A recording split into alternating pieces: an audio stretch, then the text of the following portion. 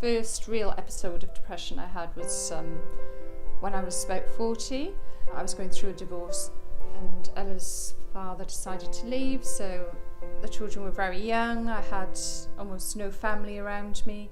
I felt very isolated and overwhelmed by the situation and felt I couldn't cope, because your mind is your enemy sometimes and it'll just keep on running with meaningless thoughts, but that's what starts to drag you down into that spiral of depression. You become obsessive. And then I just felt I couldn't eat, I couldn't sleep, just couldn't function, and got spiraled out of control. So eventually we moved here. Within about a couple of months, I really felt almost suicidal. So I had to go into hospital for 2 weeks, and their father looked after them, which was really difficult because they were 3 and 6 at the time. My mother's very old and she wouldn't have been able to help me, and she lives in Wales. My sister, we're not close, so she wouldn't have really been able to help me much. I kept them pretty much in the dark. You lose friends because of depression, because you become quite insular, and it's just the way it makes you.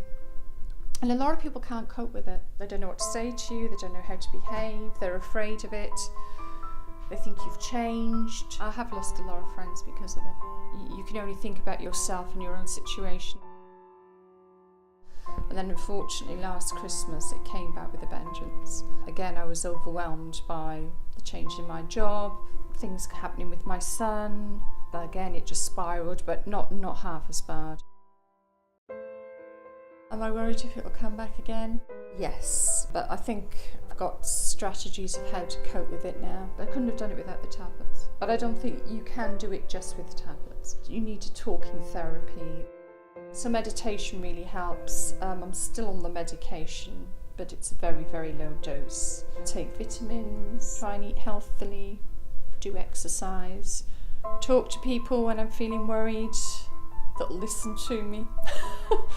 Usually it's friends that understand, that have been through a depression themselves. You do need people around you, just to know that people are there for you and that you can just text them or ring them if you have a panic attack or if you just feel overwhelmed.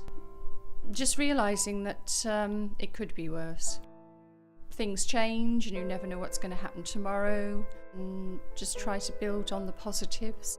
My life is a wave in the sea. At the moment I'm kind of at the top of the wave, and then sometimes I come off the wave and I start to go down.